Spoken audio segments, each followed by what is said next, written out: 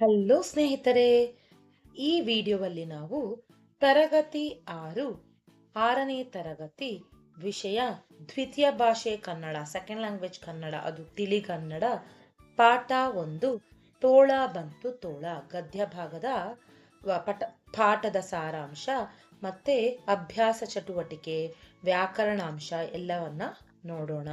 ಬನ್ನಿ ನೋಡೋಣ. ಪಾಠದ ಸಾರಾಂಶ ಅಂದ್ರೆ ಸಮ್ಮರಿ ಆಫ್ ದಿ ಲೆಸನ್. ಓಕೆನಾ? ಫಸ್ಟ್ ನಾವು ಸಾರಾಂಶನ ನೋಡೋಣ. ಈ ಕಥೆಯು ಒಬ್ಬ ಕುರಿ ಕಾಯುವ ಹುಡುಗನ ಸುತ್ತ ನಡೆಯುತ್ತದೆ. ಅವನು ಪ್ರತಿದಿನ ಕುರಿಗಳನ್ನು ಕಾಡಿಗೆ ಮೇಯಿಸಲು ಕರೆದುಕೊಂಡು ಹೋಗುತ್ತಿದ್ದನು.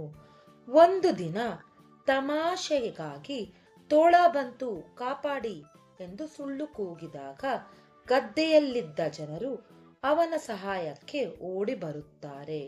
ಅಲ್ಲಿ ತೋಳ ಇರದೆ ಇರುವುದನ್ನು ನೋಡಿ ಜನರು ವಾಪಸ್ ಹೋಗುತ್ತಾರೆ.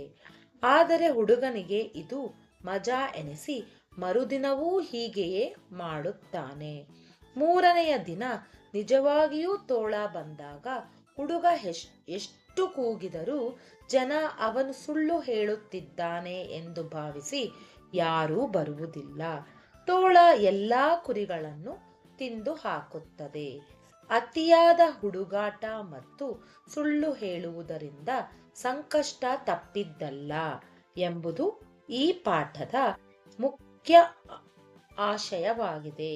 ಅಂದ್ರೆ ಒಂದು ಹುಡುಗ ಬಂದ್ಬಿಟ್ಟು ಕುರಿ ಮೇಯಿಸೋ ಹುಡುಗ ಪ್ರತಿದಿನ ಕುರಿ ಮೇಯಿಸ್ತಾ ಇರ್ತಾನೆ. ಒಂದಿನ ತಮಾಷೆಗೋಸ್ಕರ ಏನ್ ಮಾಡ್ತಾನೆ, ತೋಳ ಬಂತು ಕಾಪಾಡಿ ಅಂತ ಸುಳ್ಳು ಹೇಳ್ತಾನೆ. ಆಗ ಗದ್ದೆಲಿರೋ ಜನ ಎಲ್ಲರೂ ಅವನ ಸಹಾಯ ಮಾಡೋದಕ್ಕೆ ಓಡ್ ಬರ್ತಾರೆ. ಆದ್ರೆ ಅಲ್ಲಿ ತೋಳನೇ ಇರೋದಿಲ್ಲ. ಅದಕ್ಕೆ ಜನ ವಾಪಸ್ ಹೋಗ್ತಾರೆ. ಹುಡುಗನಿಗಿದು ಮಜಾ ಅನ್ಸಿದೆ. ಏನ್ ಮಾಡ್ತಾರೆ, ನೆಕ್ಸ್ಟ್ ಡೇ ಮರುದಿನನೂ ಇದೇ ತರ ಮಾಡ್ತಾನೆ. ಆಗ ಜನರು ಇವನು ಬೇರೆ ಕೆಲ್ಸನೇ ಇಲ್ಲ ಅಂತ ಬೈಕೊಂಡು ಹೋಗ್ತಾರೆ. ಮೂರನೇ ದಿನ ನಿಜವಾಗ್ಲೂ ತೋಳ ಬಂದ್ಬಿಡುತ್ತೆ. ಆದ್ರೆ ಜನರನ್ನ ಎಷ್ಟು ಅವನು ಕೂಗಿದ್ರು ಜನರು ಅವನು ಸುಳ್ಳು ಹೇಳ್ತಾ ಇದ್ದಾನೆ ಅಂತ ಅನ್ಕೊಂಡು ಯಾರೂ ಬರೋದಿಲ್ಲ. ಆಗ ತೋಳೆಲ್ಲ ಏನ್ ಮಾಡುತ್ತೆ, ಅಲ್ಲಿರೋ ಕುರಿಗಳನ್ನ ಎಲ್ಲ ತಿಂದು ಹಾಕ್ಬಿಡತ್ತೆ. ಅದರಿಂದ ನಾವು ಯಾವಾಗಲೂ ಅತಿಯಾದ ಹುಡುಗಾಟವನ್ನ ಆಡಬಾರ್ದು ಮತ್ತೆ ಸುಳ್ಳುಗಳನ್ನ ಹೇಳಬಾರ್ದು. ಸುಳ್ಳನ್ನ ಹೇಳಿದ್ರೆ ನಮ್ಗೆ ಸಂಕಟದಲ್ಲಿ ನಾವು ಸಿಕ್ಕಾಕೊಳ್ತೀವಿ ಅನ್ನೋದೇ ಈ ಪಾಠದ ಸಾರಾಂಶ. ಓಕೆನಾ? ನಾವು ಈಗ ಪದಗಳ ಅರ್ಥವನ್ನ ನೋಡೋಣ. ಪದಗಳ ಅರ್ಥ: ಅರಚು, ಫಸ್ಟ್ ಒನ್ ಅರಚು ಅಂದ್ರೆ ಜೋರಾಗಿ ಕೂಗು. ಎರಡನೇದು ಗುಗ್ಗು ಅಂದ್ರೆ ದಡ್ಡ. ಮೂರನೇದು ತಮಾಷೆ, ತಮಾಷೆ ಅಂದ್ರೆ ಹಾಸ್ಯ ಅಥವಾ ವಿನೋದ.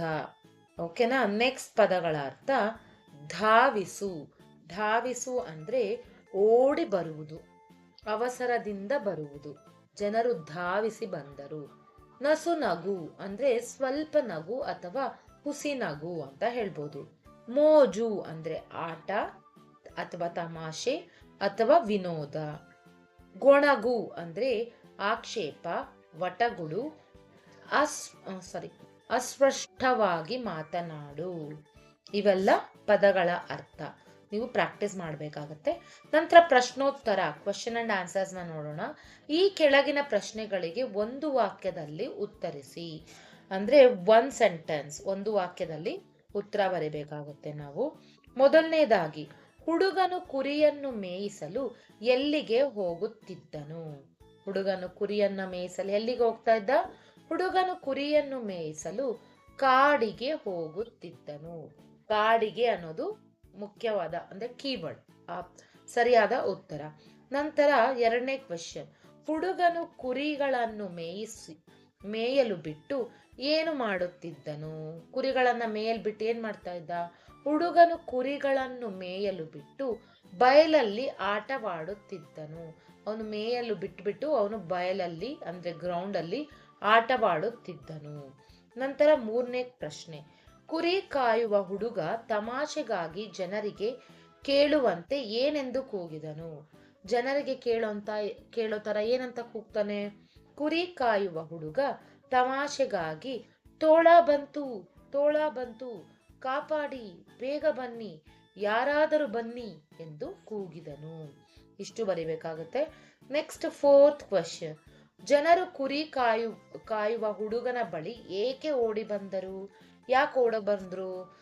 ಹುಡುಗನು ತೋಳ ಬಂತು ಕಾಪಾಡಿ ಎಂದು ಸಹಾಯಕ್ಕಾಗಿ ಕೂಗಿದ ಅಳುವನ್ನು ಕೇಳಿ ಜನರು ಅವನ ಬಳಿ ಓಡಿ ಬಂದರು.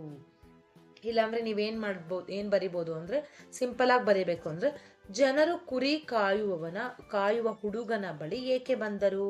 ಏಕೆ ಓಡಿ ಬಂದರು? ಜನರು ಕುರಿ ಕಾಯುವ ಹುಡುಗನ ಬಳಿ ಸಹಾಯ ಮಾಡಲು ಓಡಿ ಬಂದರು. ಅಥವಾ ಸಹಾಯ ಮಾಡಲು ಅಂತ ಬರೆದ್ರೆ ಕೂಡ ಆಗುತ್ತೆ. Next 5th question. ನಿಜವಾದ ತೋಳ ಬಂದರೂ ಜನರು ಹುಡುಗನ ಸಹಾಯಕ್ಕೆ ಏಕೆ ಬರಲಿಲ್ಲ? ನಿಜವಾದ ತೋಳ ಬಂದ್ರು ಜನ ಯಾಕೆ ಬರಲಿಲ್ಲ? ಸರಿಯಾದ ಉತ್ತರ, ಹುಡುಗನು ಮೊದಲೇ ಸುಳ್ಳು ಹೇಳಿ ತಮಾಷೆ ಮಾಡಿದ್ದರಿಂದ ಜನರು ಅವನು ಮತ್ತೆ ನಮ್ಮನ್ನು ಗುಗ್ಗು ಅಥವಾ ದಡ್ಡ ಮಾಡಲು ಸುಳ್ಳು ಹೇಳುತ್ತಿದ್ದಾನೆ ಅಂದುಕೊಂಡು ಸಹಾಯಕ್ಕೆ ಬರಲಿಲ್ಲ. ಅದಕ್ಕೋಸ್ಕರನೇ ಸಹಾಯಕ್ಕೆ ಬರಲಿಲ್ಲ. ತೋಳ ಬಂತು ತೋಳ ಕಥೆಯ ನೀತಿ ಏನು? ಮಾರಲ್ ಆಫ್ ದ ಸ್ಟೋರಿ ಏನು? ಇದರಲ್ಲಿ ನಾವು 2 ಮಾರಲ್ ನೋಡ್ಬೋದು. ನೀವು ಯಾವ್ದಾದ್ರು ಒಂದು ಕೂಡ ಬರಿಬಹುದು ಆಗುತ್ತೆ. ಮಿತಿ ಮೀರಿದ ಹುಡುಗಾಟ ತರುವುದು ಸಂಕಟ, ಇದೊಂದು. ಅಥವಾ ಪದೇ ಪದೇ ಸುಳ್ಳು ಹೇಳಬಾರದು ಎಂಬುದು ಈ ಕಥೆಯ ನೀತಿಯಾಗಿದೆ. ಇದರಲ್ಲಿ 2 ಬರಿಬಹುದು, 2ರಲ್ಲಿ ಯಾವ್ದಾದ್ರು ಒಂದು ಕೂಡ ಬರಿಬಹುದು. ನೆಕ್ಸ್ಟ್ ಭಾಷಾಭ್ಯಾಸನ ನೋಡೋಣ. ಈ ಕೆಳಗಿನ ಪದಗಳನ್ನು ಸ್ವಂತ ವಾಕ್ಯದಲ್ಲಿ ಬಳಸಿ ಬರೆಯಿರಿ. ಫಸ್ಟ್ ಒನ್, ತಮಾಷೆ. ಸ್ವಂತ ವಾಕ್ಯ ಏನು ಅಂದ್ರೆ, ನಾವು ಇತರರ ಮನಸ್ಸಿಗೆ ನೋವಾಗುವಂತೆ ತಮಾಷೆ ಮಾಡಬಾರದು. ನೀವು ಓನ್ ಸೆಂಟೆನ್ಸು ಬರಿಬಹುದು, ನಾನು ನಿಮಗೆ ಈಸಿಯಾಗಿರೋದು ಕೊಟ್ಟಿದ್ದೀನಿ. ನೆಕ್ಸ್ಟ್, ಧಾವಿಸು. ಸ್ವಂತ ವಾಕ್ಯ, ಆಪತ್ತಿನಲ್ಲಿರುವವರ ಸಹಾಯಕ್ಕೆ ಜನರು ತಕ್ಷಣವೇ ಧಾವಿಸಿ ಬಂದರು. ಆಪತ್ತಿನಲ್ಲಿರುವವರ ಸಹಾಯಕ್ಕೆ ಜನರು ತಕ್ಷಣವೇ ಧಾವಿಸಿ ಬಂದರು. ನೆಕ್ಸ್ಟ್ ಬಂದು ಗೊಣಗು. ಕೆಲಸ ಮಾಡಲು ಇಷ್ಟವಿಲ್ಲದ ಸೋಮಾರಿಗಳು ಯಾವಾಗಲೂ ಮನಸ್ಸಿನಲ್ಲೇ ಗೊಣಗುತ್ತಾರೆ. ಯಾವ್ದಾದ್ರು ಕೆಲಸ ಕೊಟ್ರೆ ಅದ್ ಮಾಡಕ್ ಇಷ್ಟ ಇಲ್ಲದೆ ಇರೋ ಸೋಮಾರಿಗಳು ಯಾವಾಗ್ಲೂ ಮನ್ಸಲ್ಲಿ ಗೊಣಗ್ತಾನೆ ಇರ್ತಾರೆ ಅಂತ ಬರ್ದಿದ್ದೀನಿ. ಓಕೆನಾ? ನಿಮ್ಗೆ ಬೇರೆ ಯಾವ್ದಾದ್ರು ಸ್ವಂತ ವಾಕ್ಯ ನಿಮ್ಗೆ ಗೊತ್ತಾದ್ರೆ ನೀವು ಬರೀಬಹುದು. ಈ ವಿಡಿಯೋ ನಿಮ್ಗೆ ಇಷ್ಟ ಆದ್ರೆ ಮತ್ತೆ ನಿಮ್ಗೆ ಯೂಸ್ಫುಲ್ ಅಂತ ಅನ್ಸಿದ್ರೆ ನಮ್ಮ ಚಾನಲ್ನ ಲೈಕ್ ಮಾಡಿ, ಮತ್ತೆ ಶೇರ್ ಮಾಡಿ, ಮತ್ತೆ ಸಬ್ಸ್ಕ್ರೈಬ್ ಮಾಡಿ. ಮತ್ತೆ ಯಾವುದೇ ಲೆಸನ್ದು ನಿಮ್ಗೆ ಅಭ್ಯಾಸ ಚಟುವಟಿಕೆ ಬೇಕಾದ್ರೆ ಕಮೆಂಟ್ ಮಾಡಿ. ಓಕೆನಾ? ಧನ್ಯವಾದಗಳು. Thank you.